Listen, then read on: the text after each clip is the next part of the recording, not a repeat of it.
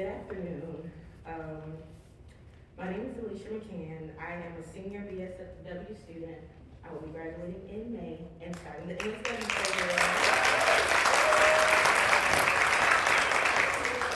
program. I am also an Air Force veteran, a wife, a mother.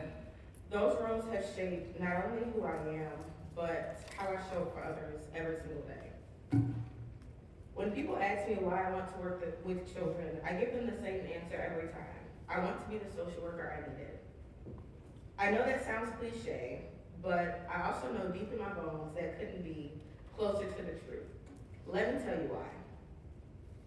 I grew up as a pastor's kid, and from a very young age, I learned a set of unspoken rules. Nobody wrote them down, but I memorized them anyway.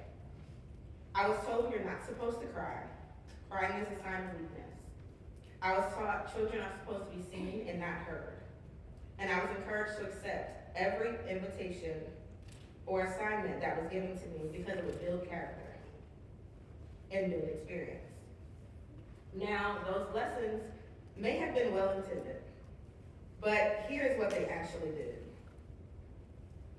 They shaped me into an adult woman who struggled with boundaries, who had difficulty expressing my emotions, and who honestly believed her self-worth was tied to how much she could endure in silence. For years, I confused endurance with strength. I confused silence with maturity. I also confused exhaustion with purpose. Today, I'm doing the hard work of rewiring myself. I'm learning that vulnerability is not a sign of weakness. I'm learning that my voice matters. I'm learning that I am allowed to take up space without apologizing.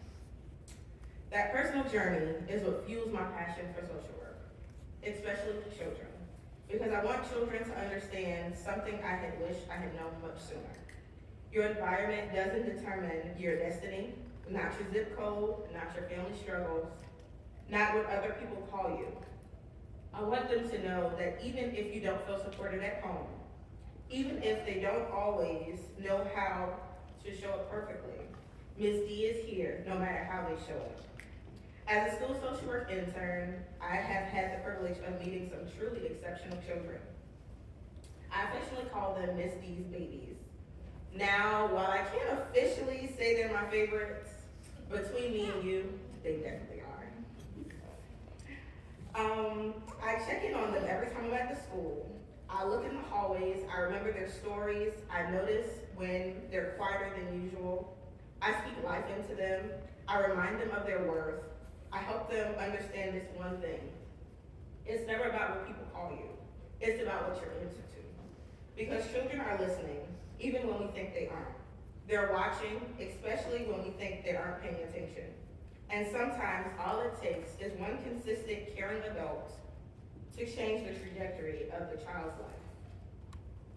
I know this because I still remember the adults who saw me. I still remember the silence of the ones who didn't.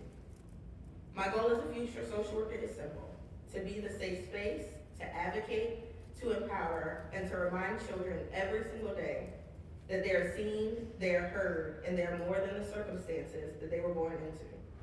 Thank you for letting me share my story, my purpose, and my passion. This work is a privilege, and I don't carry it.